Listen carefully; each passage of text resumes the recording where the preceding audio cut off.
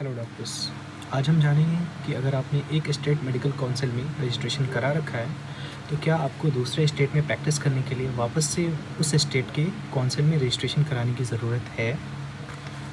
और हम जानेंगे कि नेशनल मेडिकल रजिस्टर क्या है, और अगर आपने नेशनल मेडिकल रजिस्टर में अगर रजिस्ट्रेशन करा लिया है तो क्या आप पूरे इंडिया में बिना उस स्टेट में रजिस्टर कराए आप प्रैक्टिस कर सकते हैं। और हम जानेंगे कि इंडियन मेडिकल काउंसिल एक्ट 1956 में जो इसके लिए प्रोविजंस थे क्या वो आज भी वैलिड हैं। और जानेंगे कि दिल्ली हाई कोर्ट ने अपना इंटरप्रिटेशन क्या दिया था फरवरी 2024 के जजमेंट में doctor Namit Gupta versus Delhi medical council.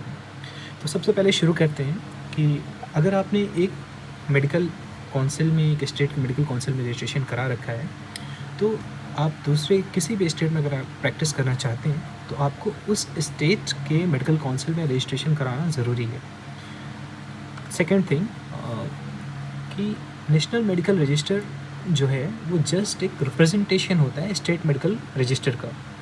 आपका डेटा नेशनल मेडिकल रजिस्टर में इंटर हो जाता है और आपको एक नेशनल आइडेंटिटी ज़रूर मिल जाती है, लेकिन ये बिल्कुल भी हर स्टेट के मेडिकल रजिस्टर में आपको रजिस्टर किए बिना वहाँ पे प्रैक्टिस करने के लिए आपको वैलिडिटी नहीं देता है till now.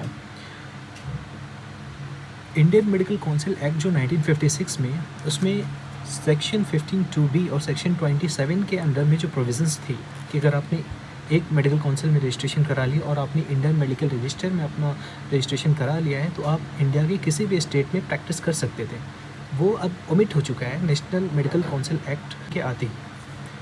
Delhi high court का जो इंटरप्रिटेशन है नेशनल मेडिकल काउंसिल एक्ट और जो 2023 का जो एनएमसी का रेगुलेशन है उसके सेक्शन 6(b) को दिल्ली हाई कोर्ट ने ऐसे इंटरप्रेट किया कि उसमें स्टेट्स लिखा है, जिसको दिल्ली हाई कोर्ट इंटरप्रेट करता है कि आप at a time multiple states में रजिस्ट्रेशन करा सकते हैं और आपका प्रीवियस जो स्टेट का रजिस्ट्रेशन है वो भी वैलिड होगा। और इसको दूसरे तरीके से दिल्ली हाई कोर्ट ने भी इंटरप्रेट किया कि आपको जिस भी स्टेट में आप जाएंगे उस स्टेट का रजिस्ट्रेशन कराना भी कंपलसरी हो। नेशनल मेडिकल रजिस्टर में अगर आपने रजिस्ट्रेशन करा लिया है तो ये बिल्कुल भी आपको वैलिडिटी नहीं देता है कि आप बिना उस पार्टिकुलर स्टेट में रजिस्ट्रेशन कराए हुए आप वहाँ प्रैक्टिस करें। अब हम जानेंगे कि पार्टिकुलर स्टेट में रजिस्ट्रेशन कराने की क्या प्रोसेस है। तो सबसे पहले आपको अपने पेरेंट स्टेट मेडिकल काउंसिल है वहाँ से आपको एनओसी लेनी होगी, नो ऑब्जेक्शन सर्टिफिकेट, जो कि 1000 और 2000 डिपेंड्स ऑन द स्टेट। आप ई पेमेंट करके आप वहाँ से एनओसी ले सकते हैं। एनओसी सिर्फ जिस स्टेट में आपको रजिस्ट्रेशन करानी है उस पार्टिकुलर स्टेट के लिए ही वैलिड होगी और इसकी वैलिडिटी 6 मंथ की होती है जनरली। सेकेंड थिंग, आपको फिर उस पार्टिकुलर स्टेट में जा कर के वहाँ पे अपना रजिस्ट्रेशन प्रोसेस करना है, डॉक्यूमेंट वेरिफिकेशन करना है और फिर आपको वहाँ के रजिस्ट्रेशन सर्टिफिकेट ले करके आपको वहाँ प्रैक्टिस कर सकते हैं। एक important point Delhi medical council से रिलेटेड, अभी रिसेंटली 2026 में एक gazette notification Delhi medical council ने जारी किया है, जिसके अकॉर्डिंग आपको दिल्ली मेडिकल काउंसिल में रजिस्ट्रेशन कराने के लिए अब आपको अपने पेरेंट जो स्टेट मेडिकल काउंसिल है वहाँ से एनओसी लेने की ज़रूरत नहीं है।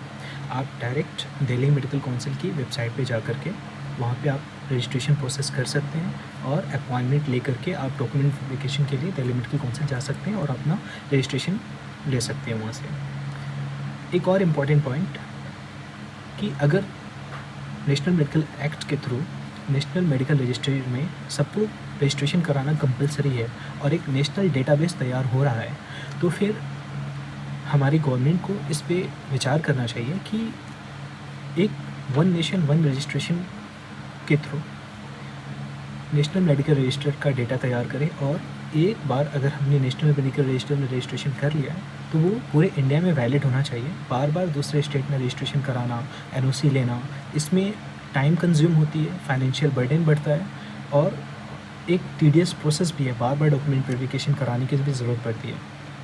Thank you.